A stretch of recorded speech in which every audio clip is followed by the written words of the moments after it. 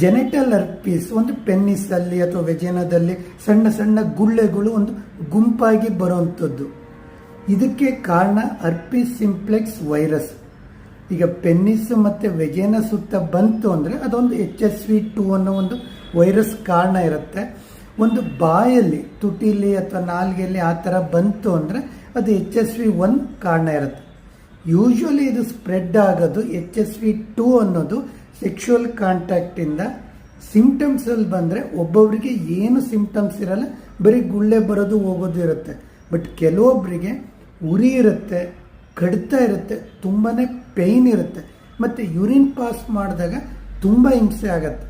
ಇದಕ್ಕೆ ಟ್ರೀಟ್ಮೆಂಟ್ ಅಂತ ಬಂದರೆ ಇದು ವೈರಸ್ ಇರೋದ್ರಿಂದ ಕಂಪ್ಲೀಟ್ ಕ್ಯೂರ್ ಮಾಡೋವಂಥ ಮೆಡಿಸಿನ್ನು ಸದ್ಯಕ್ಕೆ ಇಲ್ಲ. ಆದರೆ ಇದನ್ನು ಕಂಟ್ರೋಲ್ ಮಾಡಲಿಕ್ಕೆ ಒಂದು ಮೆಡಿಸಿನ್ ಇದೆ. ಮತ್ತು ಮೆಡಿಸಿನ್ ತೊಗೊಂಡಾಗ ಸ್ವಲ್ಪ ದಿವಸ ಕಂಟ್ರೋಲ್ ಆಗುತ್ತೆ, ಮತ್ತೆ ಬರೋ ಸಾಧ್ಯತೆ ಇರುತ್ತೆ. ಅಂದರೆ ಡಾಕ್ಟ್ರನ್ನ ತೋರಿಸ್ಕೊಂಡು ಇನ್ವೆಸ್ಟಿಗೇಷನ್ ಮಾಡಿಸ್ಕೊಂಡು ರೆಗ್ಯುಲರ್ಗೆ ಟ್ರೀಟ್ಮೆಂಟ್ ತೊಗೊಳ್ಳೋದು